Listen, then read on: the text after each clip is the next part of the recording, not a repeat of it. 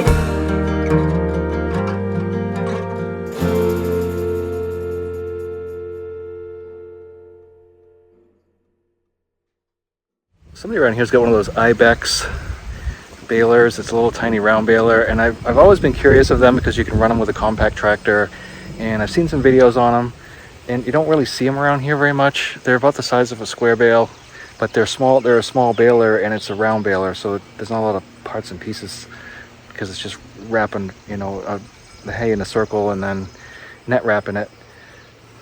But I'm hesitant because I just don't see them. I don't know where they got it from, but it looks like something that would be really neat to have. So if anybody from Ibex is out there and wants to send me one to demonstrate, I'd be more than happy to do that.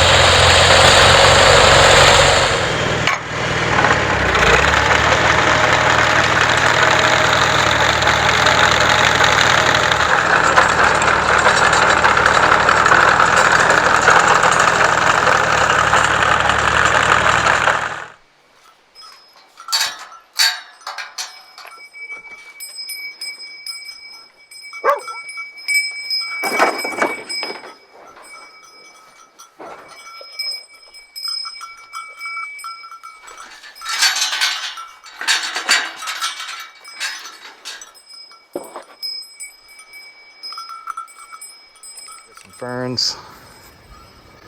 And these are, they look like apple tree shoots in here. Let's see if there's anything on it. I'll look over here, I can see something. But it's really wet here. And a lot of the apple trees have reseeded themselves, and I know for a fact that right there's an apple tree. You can see it. It's just really shaded in here. So you can see this is an old apple tree right here that's seeded itself. And a lot of the top is dead, so it's dead to about right there. This is a white oak because it's got a U, and a red oak has a V. So these are really round.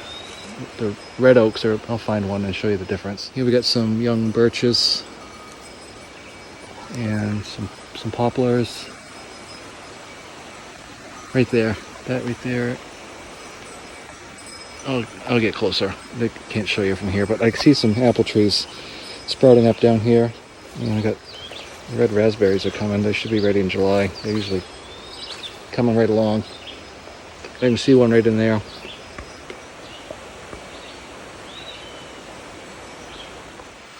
The trick with the red raspberries is you have to, and any blackberries too, you got to get to them before the critters do, because they come on, like we had rain for a couple days, so they'll just, boom, they'll be green and then they're red, and then if you don't get them within like 3 days, they're gone. This right here is our most famous tree in the state. This is the eastern white pine, and it's our state tree. And it just looks like this big bunch here, but when you get down close to it, these little things will break off, and there's 5. Each one of these has 5. So if you break off a little one, and then you look at this, so I can get a good back. There's 5, so you remember that is because it's M-A-I-N-E. Maine, 5 letters. Our state tree, eastern white pine, 5 needles in a bunch. But they're a big lot of them, so there's a lot of bunches. But they each have their own individual bunch on them, and each one's got 5 needles. It's not just the cows you got to be careful of, because you can see this is all knocked down here. There's a game trail through there. I just scared some partridges. But then you come down here and look. You see that right there? That's deer. I don't know if you've ever used your sprayer and then it didn't work. And so what happens is your pump just runs and then nothing happens. I had to pull the little inlet out of here, and then take the garden hose and force the water into this inlet until the pump stopped running. And there's really no way to do it without getting soaked unless you're really good. But you can see I got pressure again now on the valve. So anyway, that's kind of a pain in the butt. But if you got a sprayer and it won't, for some reason it won't prime, you might have to force prime it, which, like I said, you're gonna get wet.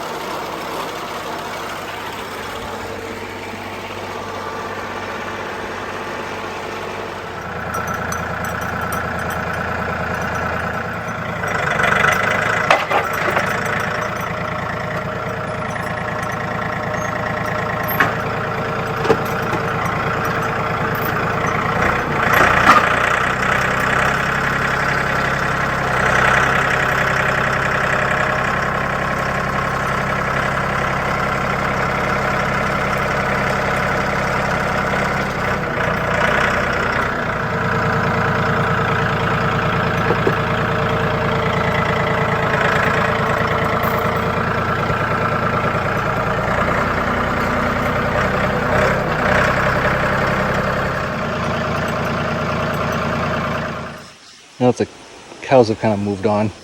So this is a gray birch here. And the difference between a gray birch and a white birch, or a paper birch, when you start looking at the bark, it looks kind of the same, but it doesn't peel. So that's one of the easiest ways to tell. And a white birch will often have these like Well, this is where every one of these is where there was a branch at one time, but the white birch will have like, looks like little frowns, little sad faces on it. When we come over here and look, you'll see these sumacs. These are staghorn sumacs, and they're not poisonous. In fact, the flowers right there, people used to make some kind of like lemonade drink out of them. It's another one of those things that's kind of lost to me. But these aren't anything to be afraid of. Poison sumac usually doesn't grow up here on hills. It usually grows more down in a swamp or a bog where you can't really get there anyway. This right here is a little bit of an interesting spot. This right here is a rock that I dug out maybe last year or the year before. You can see I scun the tree up a little bit. These rocks were put here at some point, but they're pretty well mossed over and weathered, so they've been there a while. But you come over here and look at the stone wall, and so you can see there's a wall filled, and a wall filled, a wall filled, and another wall. So you can just see how many thousands of rocks they've pulled out of here. And I'll come up on here and stand on it so you can see, just for the perspective. This right here is our most famous tree in the state. This is the eastern white pine, and it's our state tree. And it just looks like this big bunch here, but when you get down close to it, these little things will break off, and there's 5. Each one of these has 5. So if you break off a little one, and then you look at this, so I can get a good back. There's 5, so you remember that is because it's M-A-I-N-E. Maine, 5 letters. Our state tree, eastern white pine, 5 needles in a bunch. But they're a big lot of them, so there's a lot of bunches. But they each have their own individual bunch on them, and each one's got 5 needles. There's quite a bit of them coming in, and they kind of have a bluish hue to the bottom. Here's a real good example of a pine tree. And so these pine trees, each one of these is called a whorl. You can see how the branches, they like grow out of a spot, and then there's nothing, and then grow out of a spot, and then nothing. So you can tell how old that tree is by the difference between, or you count the number of whorls. So you got 1, 2, 3, 4, 5. So it's probably about 5 or 6 years old. And it's right here on the fence line. So, I probably cut this at one point, but it's come back. So we'll just walk along the stone wall here, which is the fence line, and we'll see what we got. So here's some more silver or gray birch. The technical is gray. I call them silver, but that's wrong. But they are technically gray. So you can see the leaves here. What else we got? Here we get, looks like beech trees coming in down here. So here, this looks like a sugar maple. I'll go up to the top to look and see the leaves on it, and they have the U on it, so there's a U in sugar. So these are sugar maples. See, they got a U. Let's see. This one looks like it might be a silver maple, because it's more like a sawtooth, and it's got a V in there. So the thing about maples is you can get syrup out of any of them, but the sugar maple is the best. They have the most sugar content in them. These leaves are obviously smaller than the sugar maple too, but they get that really distinctive V in it. I just seen a lot of white oaks out here, some ash.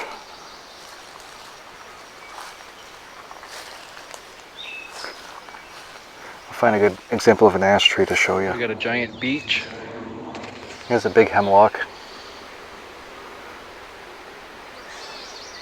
So the pine, they'd have the king pine, and that was what was sent back to England. And at one point they just stopped sending them back, and they just started building the ships here. They had to change the masts on the ships about every 4 or 5 years. So the king had his own crew over here in the woods marking trees, and they were pretty lenient at first on the settlers for cutting them, but then after a while they kind of put their foot down and didn't allow it very much anymore, and it made the settlers kind of mad. So that was one of the other factors that led up to the revolution. This field right here was all grown over. as well when I moved here, and now it is a really nice pasture. There's a few big rocks in the middle that I just mow around. That's what those junipers are that you see there. Makes it easy to know where the rocks are after a while. The junipers, just stay away from it. So this one here is kind of a give me, and when you look at the bark on this one, you can tell right away that's a cedar. And the needles, it's in the fir family, but it's not really what we call a fir tree. Sugar maple, here we are. I knew I'd find one. Here's an ash tree right here. So you can see, you got your stem here, and then you got these little stems with, usually there's around an 8 or 9 or something like that on there. But that's considered one leaf, so that's an ash. This is what they call it, high tension. It's like 15 gauge, and it's, you get twice as much for half the price is basically how this works out. And it works pretty well, except that it's high tensile and sometimes it snaps.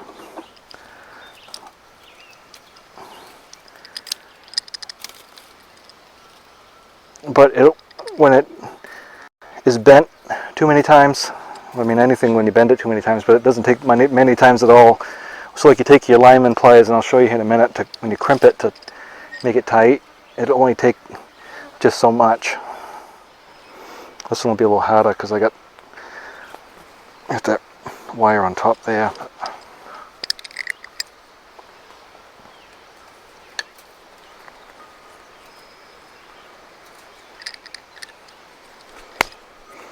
Deer flies are out.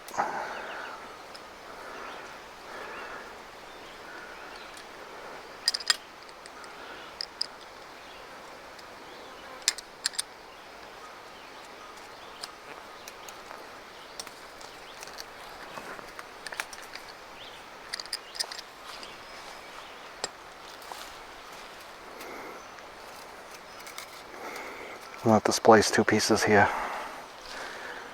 by the looks of it.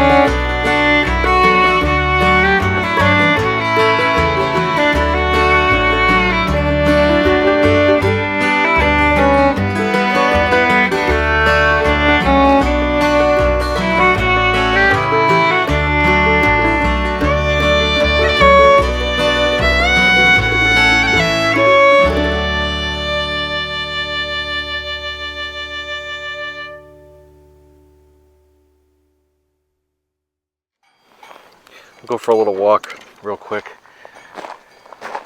I did put new siding. Actually, it's all shiplap. So I put all new shiplap on that, and then vinyl on the end. I had a bunch of vinyl left over from a different project that I was doing. So it wasn't. I had 2 cans of red paint. I grabbed the wrong one because I really wanted that color red. But what I got was that, so I'll have to repaint that. But the problem is I painted all the pieces before I put them on, so therein lies the problem. I'm not that good of a painter. And then I just had a ton of that white vinyl left over, so I put vinyl on the woodshed part of the sap house. I hired a guy, and he came over all day, and he had a stump grinder on a Bobcat, so he ground, I don't know, probably 50 or 60 stumps. A lot of them were up behind where the sheep just were. There was a few down here too, so I got my trees trimmed and fixed a lot of the grass. I dug out more rocks, but it just seems like no matter how many rocks you pull out of there, it looks like I've taken out 0 rocks. And you can see some of the size of these rocks. I mean, there's a pile there that I pulled out, and then they're all along this stone wall too, but you can see some of these doozies over here.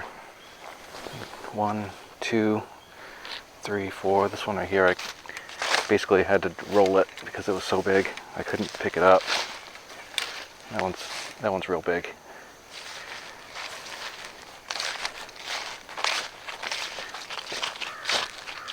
But it does look like the grass is coming in good down here.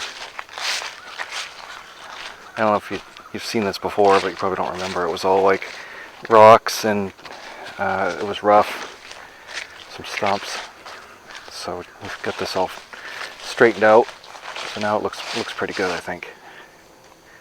The pond's a little low, but it'll fill up again. It never goes dry. It might be only a foot or 2 of water in it at the worst part of the year, but for the most part, what you see is what I got. There are some bullfrogs in there. Mostly they're just tree frogs though. But the cows come down here and drink. They can get down in a few places.